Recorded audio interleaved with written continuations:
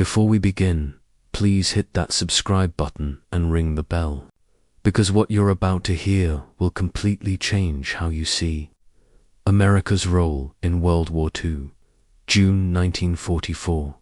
Winston Churchill stood on a windswept cliff overlooking the English Channel, cigar clenched between his teeth, watching an impossible sight unfold before him. The horizon had vanished beneath a sea of steel, canvas, and American khaki.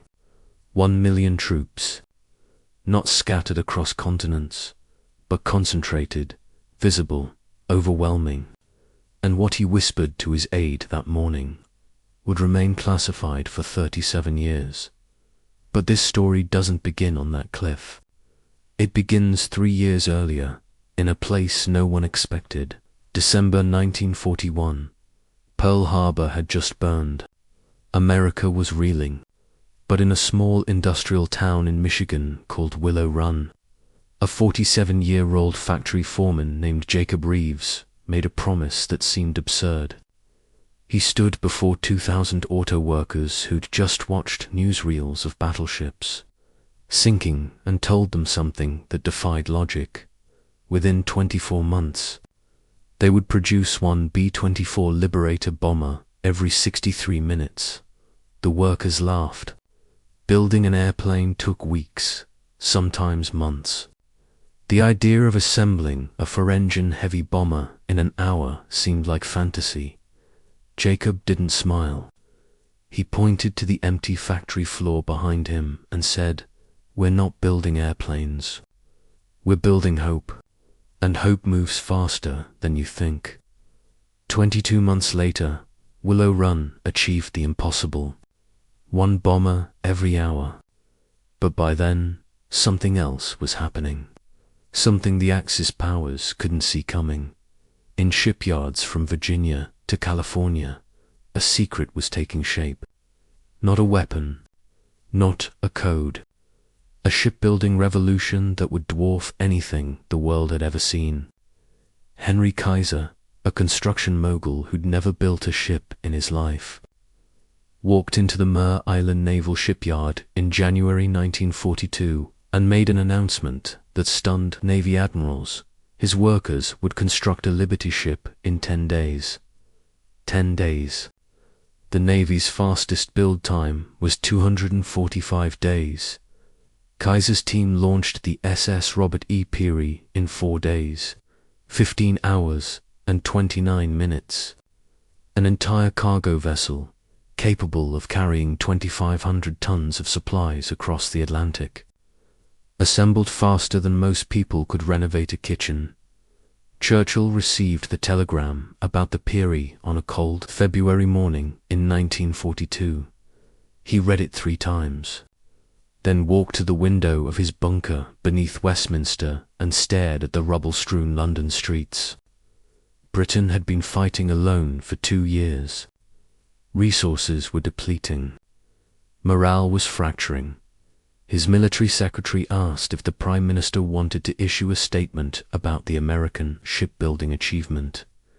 Churchill shook his head. "Not yet. Let's see if they can do it again." They did it 800 times by mid-1943. American shipyards were launching 3 Liberty ships per day, 15 per week, 60 per month. The Atlantic, once a graveyard for Allied convoys hunted by German U-boats, began flooding with American-made vessels faster than the Kriegsmarine could sink them. But ships needed cargo.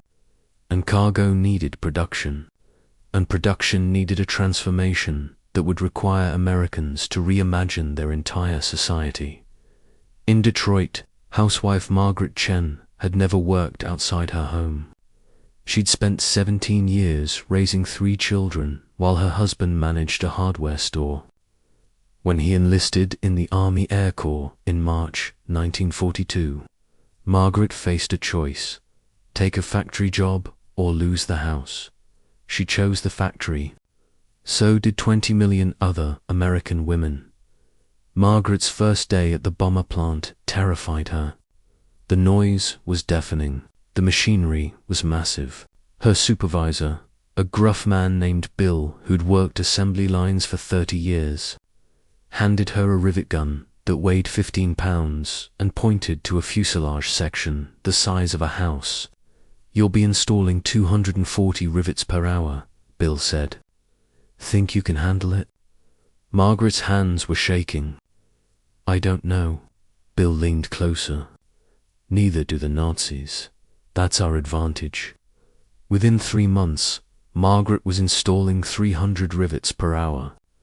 Within 6 months, she was training new workers. Within a year, she was supervising an entire shift of women who'd transformed from homemakers into precision manufacturers, producing bomber components with tolerances measured in thousandths of an inch. American factories were producing 47,000 aircraft per year, 17,000 tanks, 41 billion rounds of ammunition. Numbers so massive they ceased to feel real, but numbers weren't soldiers. And in 1943, Stalin was screaming for the Western Allies to open a second front in Europe to relieve pressure on the Soviet Union. Churchill knew an invasion of France was inevitable, but he also knew it would require something unprecedented, the largest amphibious assault in human history. And he wasn't sure America could deliver the troops in training camps across the United States. A transformation was underway that most civilians never saw.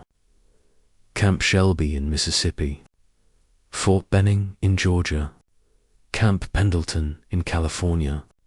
Young men who'd been farmers, students, mechanics, and musicians were being forged into combat units with terrifying efficiency. Private James Sullivan from Boston had never fired a gun before boot camp. 12 weeks later, he could field strip an M1 Garand blindfolded in 32 seconds, hit a target at 300 yards in rain, and execute a 20-mile forced march with 60 pounds of gear. But James wasn't just learning to fight.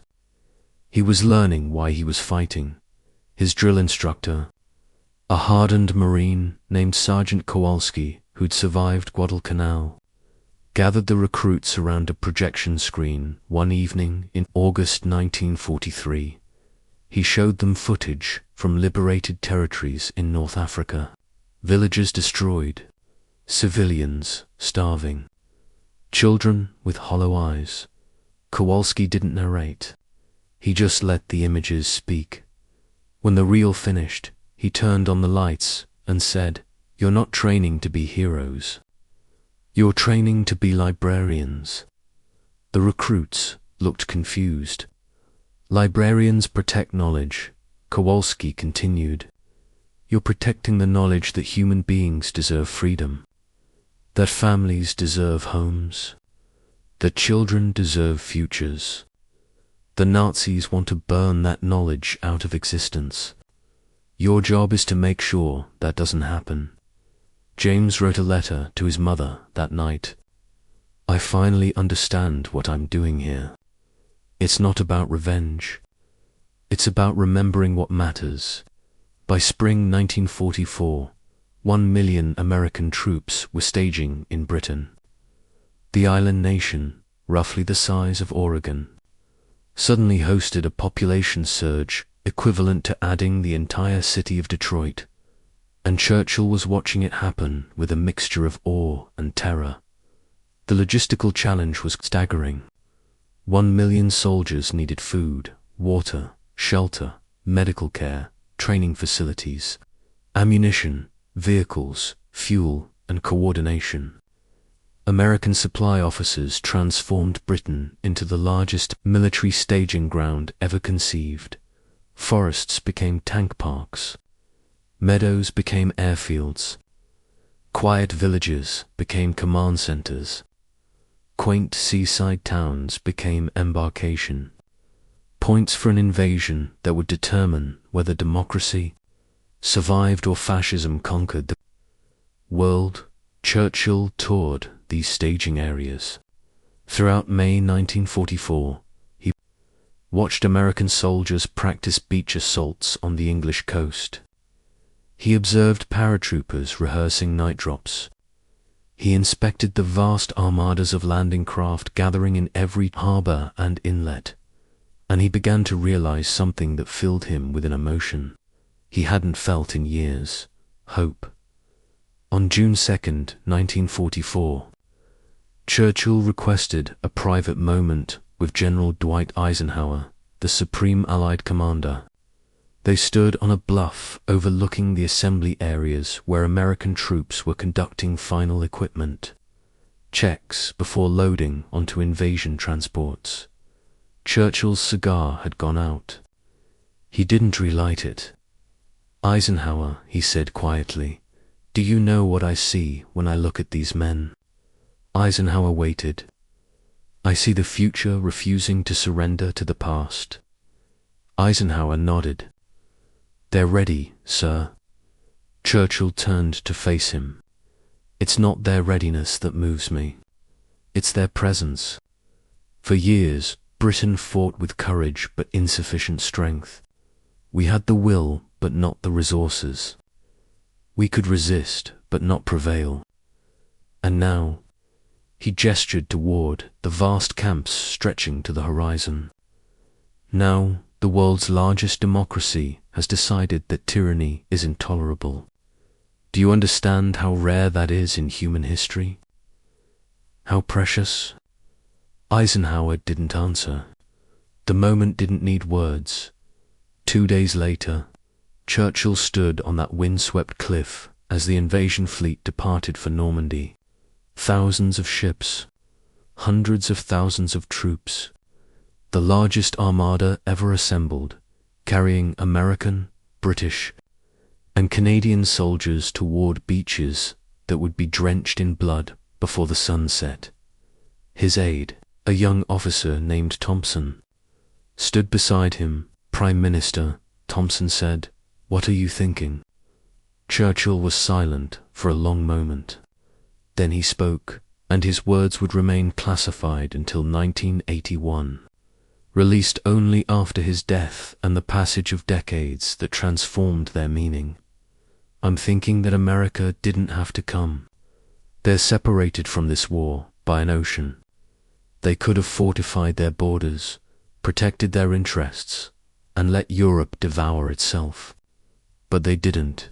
They crossed an ocean to defend people they'd never met, to protect freedoms they already possessed, to fight for a principle that costs them everything and gains them nothing except the knowledge that they stood against darkness when it mattered most." He paused, watching the ships disappear into the Channel mist. "That's not politics. That's not a strategy. That's character. And character is the only thing that defeats evil in the end." Thompson started to write it down, but Churchill stopped him. "Not yet. The world isn't ready to hear that Britain needed saving. Let them think we saved ourselves with a little help. Pride matters in war. Truth can wait for peace." But the truth was undeniable. American troops didn't just participate in D-Day. They anchored it. Utah Beach, Omaha Beach, the bloodiest fighting, the highest casualties, the deepest penetration into Nazi-occupied France, all driven by Americans who'd been civilians 24 months earlier. Private James Sullivan from Boston hit Omaha Beach in the 5th wave. The beach was already carpeted with bodies. Machine gun fire from the bluffs was shredding the landing craft before they reached the sand. Men were drowning in 3 feet of water, weighed down by equipment. James's landing craft hit a sandbar 30 yards from shore. The ramp dropped. The soldier in front of James took 3 steps and collapsed. James jumped over him and ran. He didn't remember reaching the seawall. He didn't remember the hours of fighting that followed. His first clear memory was nightfall. sitting in a captured German bunker with 11 other survivors from his company of 180 men. Someone asked if anyone had a photograph of home. James pulled out the letter from his mother, the one responding to his note about being a librarian protecting knowledge. She'd written, "You're not just protecting knowledge, sweetheart. You're protecting the possibility that knowledge matters." He read it aloud. Nobody spoke. Then they cleaned their weapons and prepared for the next day, 170 miles away. In a bunker beneath Berlin, Adolf Hitler received reports of the invasion. His generals told him about the American troops pouring onto French beaches, about the overwhelming naval bombardment, about the airborne divisions dropping behind German lines. Hitler's response was documented by his secretary. "The Americans are shopkeepers and factory workers. They lack the discipline for real combat. They'll break within a week." He was wrong in a way that would cost him everything. American troops didn't break. They adapted. When standard tactics failed on Omaha Beach, sergeants and privates improvised new approaches. When equipment malfunctioned, engineers invented solutions using salvaged materials. When casualties mounted, reinforcements kept coming because American factories had produced enough ships to replace losses, enough weapons to rearm units, enough supplies to sustain an offensive that wouldn't stop until it reached Berlin, back in Michigan. Margaret Chen worked double shifts at the bomber plant. She'd received a telegram that her husband was participating in the air campaign over France. Every B-24 her team completed felt personal. One afternoon in July, a visiting Army Air Corps colonel toured the factory. He stopped at Margaret's station and watched her work. "Ma'am," he said, "do you know where these planes are going?" Margaret didn't look up from her riveting. "To win the war, sir."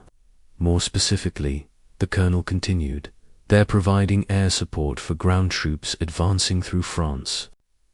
Every bomber you build protects American soldiers from enemy positions they can't reach on foot." Margaret paused. Her hands were cramping. She'd been riveting for 9 hours straight. "Then I'll build one more today," she said. She did. And so did thousands of other workers across America who understood that distance didn't diminish. Responsibility. By August 1944, Allied forces had broken out of Normandy and were racing across France. American armored divisions, equipped with Sherman tanks that rolled off Detroit assembly lines at a rate of 1 per hour, spearheaded advances that liberated villages, towns, and cities that had endured for years of occupation. Churchill accompanied American units. During the liberation of Paris, he stood on the Champs-Élysées and watched American and French forces parade through streets lined with weeping civilians throwing flowers and waving flags. A French woman approached Churchill and kissed both his cheeks. Through tears, she said in broken English, "Thank you for the Americans." Churchill later wrote in his diary, "She thanked me as though I'd personally delivered them. I wanted to tell her the truth. America delivered itself. I just had the wisdom to accept the gift." But the war wasn't over. And what came next would test whether American resolve could endure beyond the initial triumphs.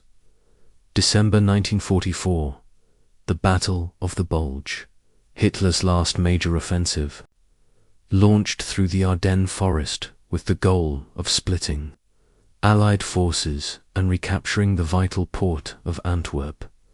American troops, many of them green replacements who'd arrived in Europe just weeks earlier, found themselves surrounded in the Belgian town of Bastogne.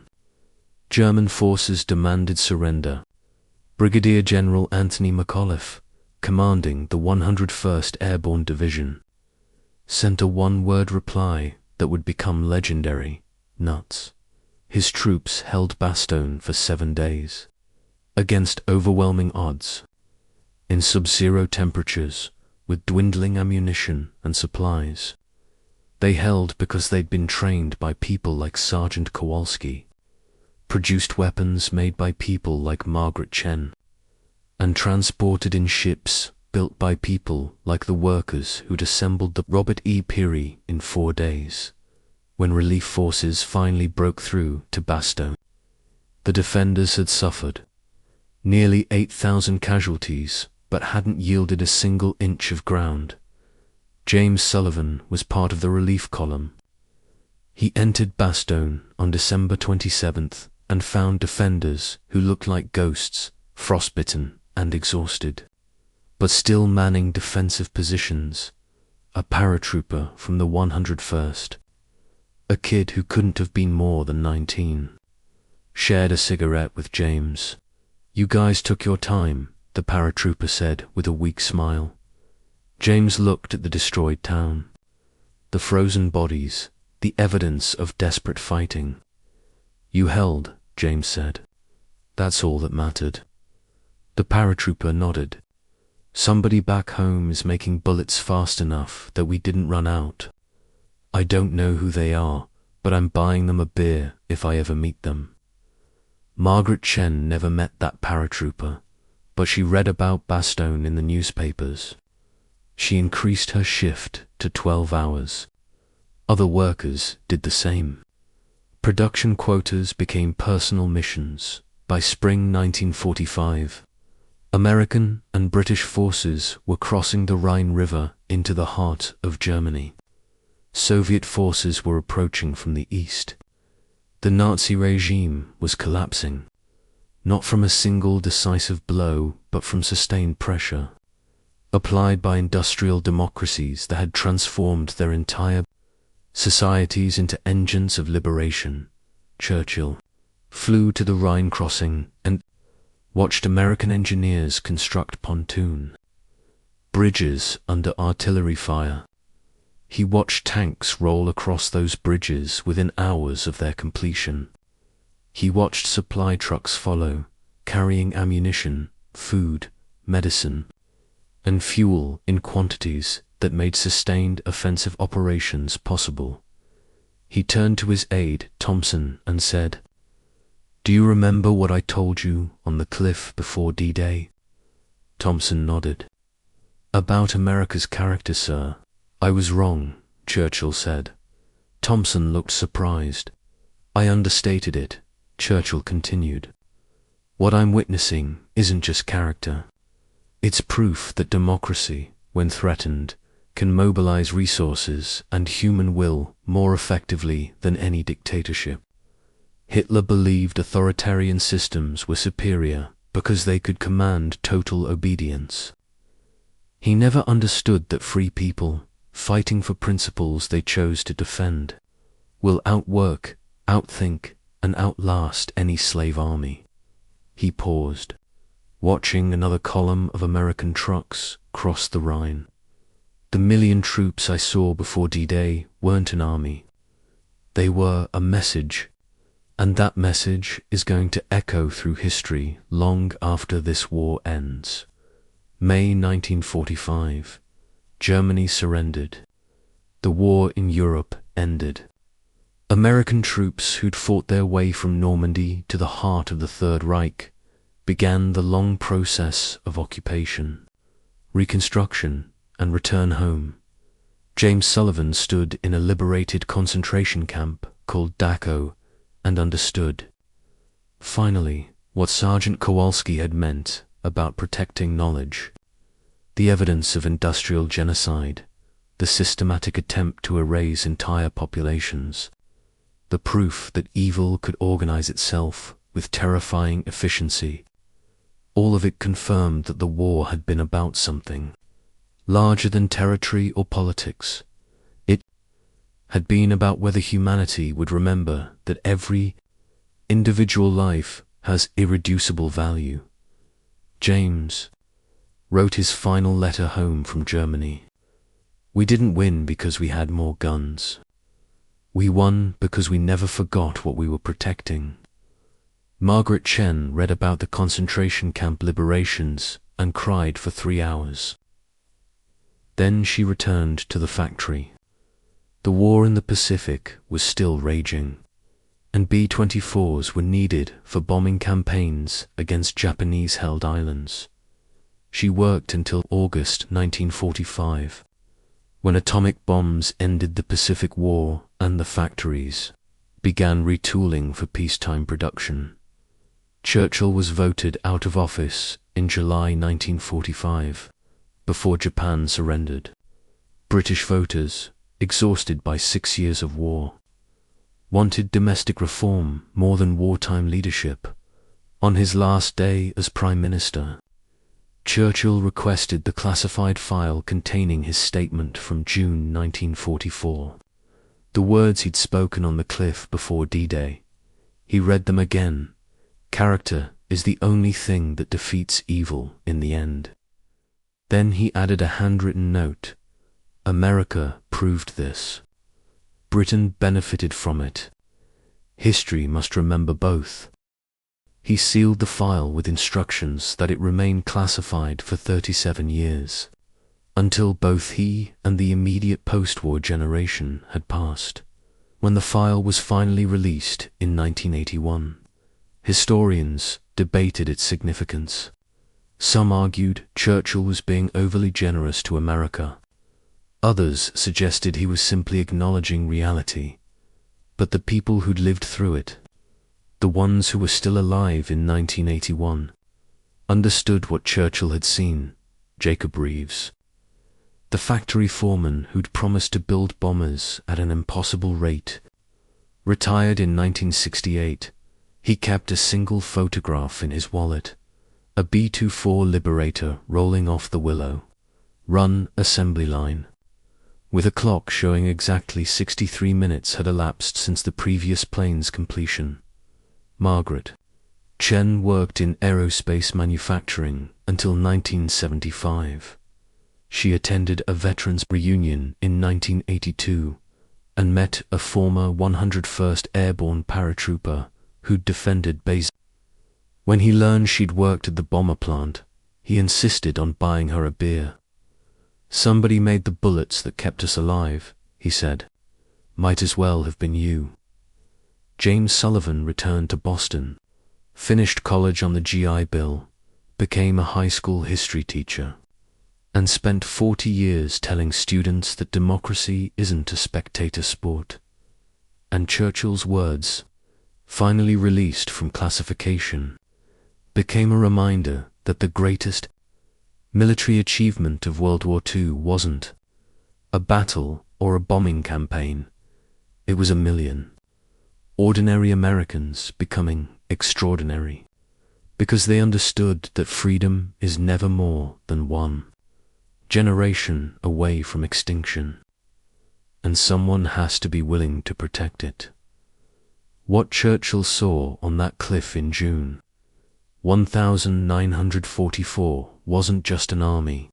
He saw a nation that had decided tyranny was intolerable, mobilized every resource to oppose it, and transformed housewives into precision manufacturers, farmers into paratroopers, and factory foremen into architects of liberation. He saw democracy proving it could outproduce, outfight, and outlast fascism, and he whispered a truth that would take for decades to declassify. Character defeats evil, but only when millions of ordinary people decide their character matters more than their comfort. The 1 million American troops Churchill watched departing for Normandy represented something unprecedented in human history. Not conquest, not an empire, not territorial expansion, but the willingness of a democracy to sacrifice its citizens to protect the freedom of strangers. That willingness, sustained across 4 years of industrial production and 3 years of combat, changed the course of human civilization. And it started with a factory foreman making an impossible promise, a housewife picking up a rivet gun, and a private from Boston learning that protecting knowledge means protecting the possibility that knowledge matters. Churchill understood this on that windswept cliff. He understood that America's greatest weapon wasn't technology or numbers. It was the collective decision of millions of individuals that their character would define their legacy, and character, properly mobilized, is unstoppable. Think about that the next time someone tells you individual actions don't matter in the face of overwhelming challenges. 1 million American troops weren't created by a government decree. They were created by 1 million individual decisions to show up, to serve, to sacrifice, to remember that freedom requires defenders. Churchill saw those million decisions condensed into a single departing fleet, and he recognized something that historians would spend decades trying to articulate. The most powerful force in human affairs isn't weapons or wealth. It's people who've decided what they stand for and refuse to stand down. If you found this story meaningful, share it with someone who needs to remember that ordinary people can achieve extraordinary things when they decide their principles are non-negotiable. And if you haven't already, subscribe to this channel, because history's most important lessons are the ones we're in danger of forgetting.